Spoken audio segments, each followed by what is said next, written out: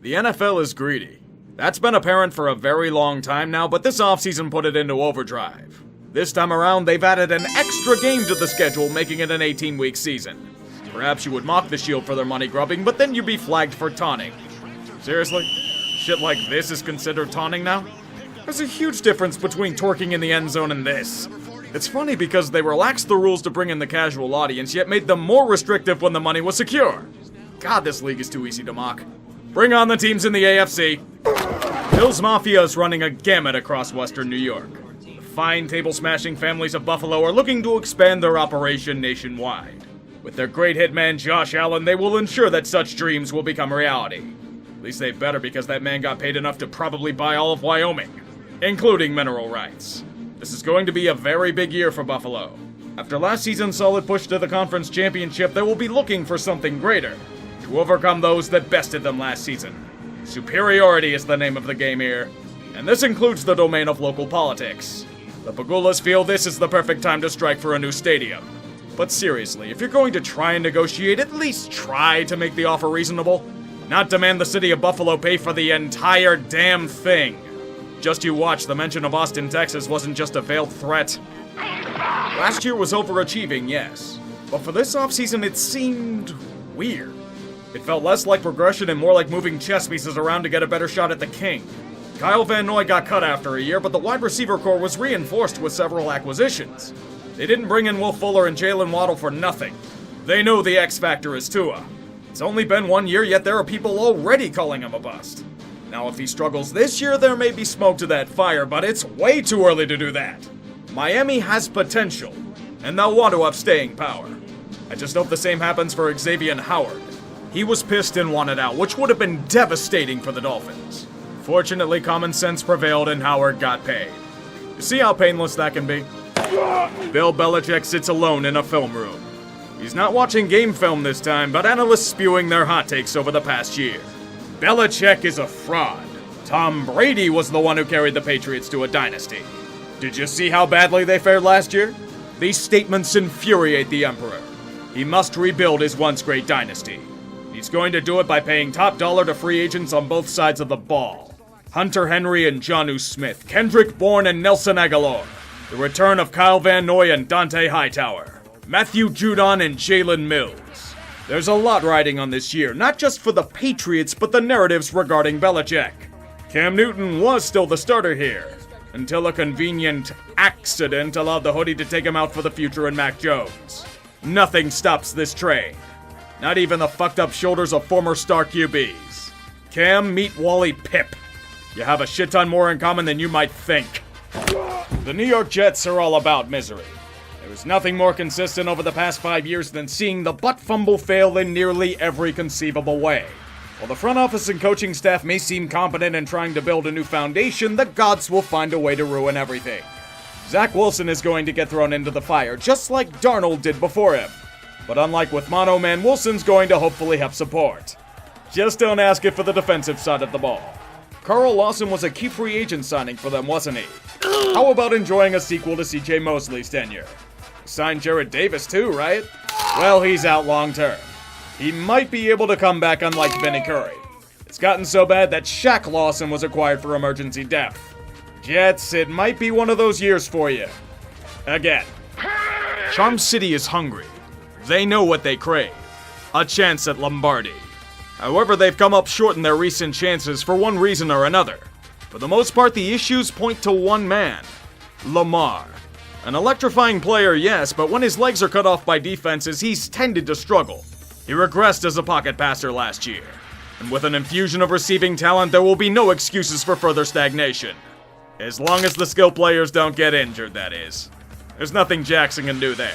With Justin Houston brought in to shore up the pass rush, the Ravens know that the AFC North will be as brutal as ever. And the goal for them is maintaining this superiority. Anything less may be more disappointing than the average game at Camden Yards these days. At least that stadium's nice. I really, really hate this team. Whatever you give them, they'll squander. What gifts you send will be ruined. What cash you hand them will be spent on Funko Pops and NFTs. These are the Bungles. Short-sighted mishaps ruining long-term ambitions. Can this organization please not fuck up Joe Burrow this time around? The dude is trying to live his dream, yet the most predictable car crash happened last year. I know the line improved just by cutting Bobby Hart and Michael Jordan, but drafting a big-time wideout in the first round with questions there is risky, especially if the guy is having trouble catching in the preseason. Even worse, potential turmoil on the defensive side of the ball. Jesse Bates is one of the more underrated safeties in the game, yet will probably be lowballed because it's the Bungles. The two words that should make him tremble? Franchise tag. Since he will do everything they can to save a buck. And I expect nothing less out of this situation. All this team does is waste. This is weird territory for you, Cleveland. It's okay to feel like this. You don't have to look behind you in fear of being stabbed in the back. The troll is allowed to come out of his caves. The sun blinds him at first, but then he sees it. Beauty. Life. Exuberance. The Browns have expectations. And not that we had a great offseason expectations, but those of something greater. They got a taste of it last season with their first playoff win since expansion. And they want more. Cleveland went about bolstering the defense. John Johnson, Troy Hill, Jadeveon Clowney. It's like I expected this for years, yet it just feels so off. Like I'm expecting a tire fire to start out of nowhere. And then Baker rolls out to the right and things go to hell. But will that happen when all of the talent they've accrued demand raises? That may not be a pretty day when it comes. I will give them credit though, they paid Nick Chubb the big bucks. It's a good start. I believe the Steelers should embrace being a meme. And just like last year, we'll start out with great momentum and hype only to shit itself and implode faster than you can say 11-0. They can't just bow out with a whimper, this is potentially Ben's last ride. Sure, logic should have told him to retire after last season's ugly freefall, but he's got tens of millions of dollars he's owed. Cater the offense to his declining abilities, I give him credit for trying to secure the bag. And the same goes for TJ Watt. It's almost time for him to get paid the big bucks. Whether that's in Pittsburgh or elsewhere is irrelevant to the matter. Hopefully it's here, but the Steelers thank the Lord for loopholes and deferred contracts. The defense has been reinforced with Melvin Ingram and Joe Schobert, but the offense still has plenty of questions.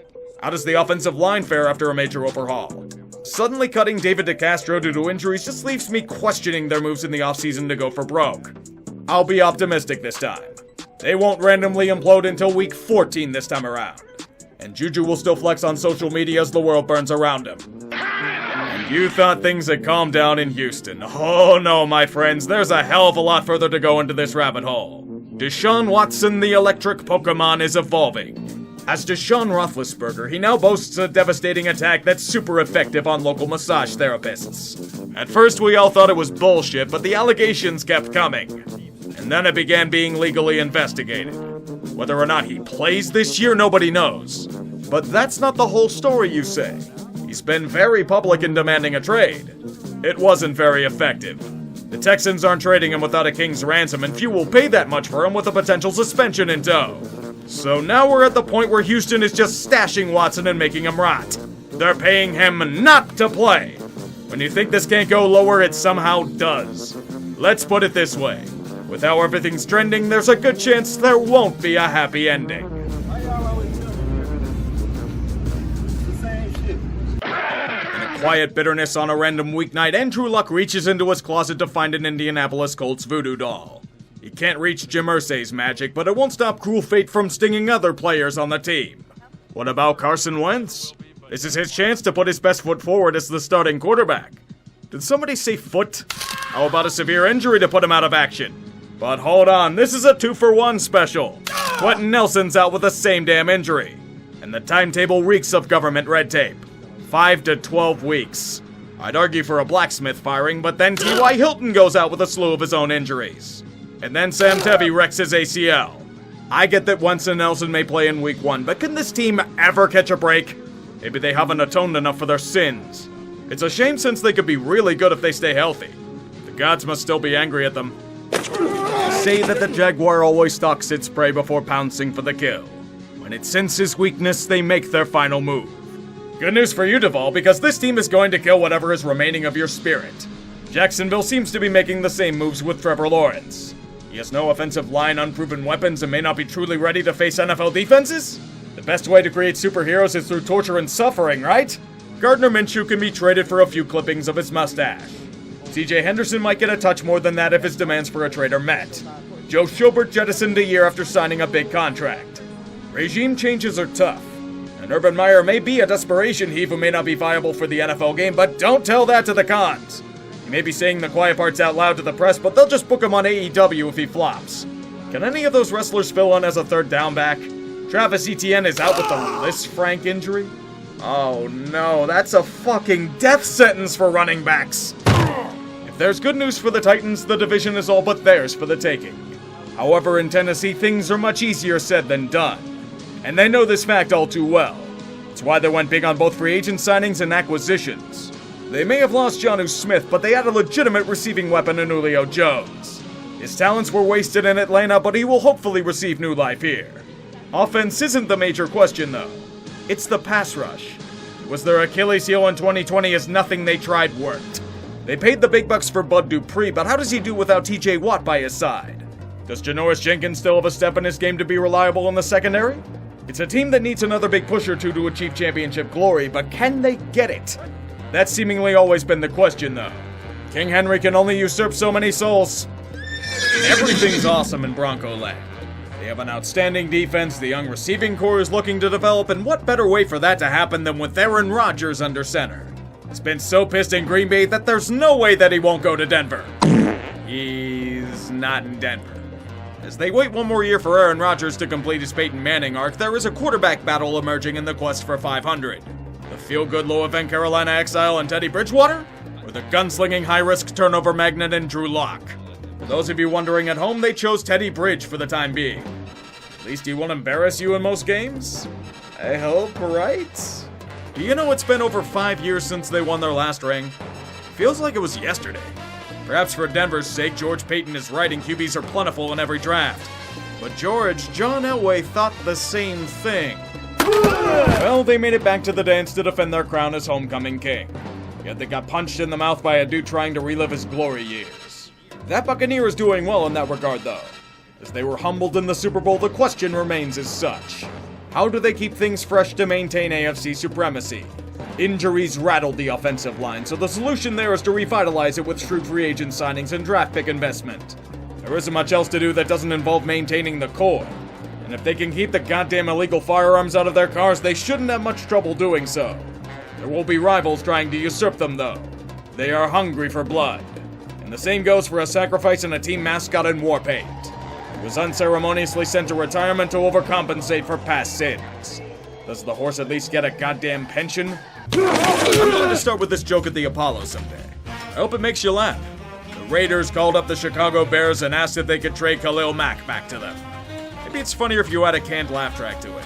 It might work as well for how bad their defense has been the past couple of years. No matter who they add or what schemes they devise, nothing has panned out in that regard. If they can't improve with Gus Bradley at the helm, there is no hope for them whatsoever. Then again, they may be in some serious shit of their own. Over the summer, several high-ranking officials have resigned from their posts for various reasons, and 3 players retired during camp. What is going on in Vegas? Why am I hearing grumblings about tax issues the team is facing? The venture here hasn't even started and they may be in trouble. I hope they're just rumors and narratives for their sake, but knowing this franchise? Why do I believe there's something here? Maybe if they're lucky, their infrastructure won't collapse like the team has in the latter part of seasons. It's like the Chargers are living in a time loop. They have interesting talents on the roster, and expectations have been placed upon them yet again. Yet all we can either think about is how they will somehow fuck it all up despite themselves, or else SoFi will be flooded with opposing fans when they play there. Do you know I still keep calling them San Diego by accident? I'm not the only one. And it's a shame too, since they're a solidly built group at full strength. Can Justin Herbert avoid the infamous sophomore slump and prove that last year wasn't a fluke? Will Derwin James stay healthy enough to showcase his amazing talents? Is Brandon Staley as good a coach as he is hyped to be? All of these questions and more will be answered to an eager audience of football watchers. If only for their opposition. The AFC seems to be top-heavy again, but there's a ton of competition in the middle, and that's where the intrigue will come into play. The divisions seem relatively cut and dry. Buffalo wins the AFC East, Cleveland gets the AFC North, Tennessee claims the AFC South, and Kansas City locks up the AFC West. But for wildcards, there's an argument to be made for many teams. For the 3 I'm choosing, I'm going with Baltimore, Miami, and the Chargers.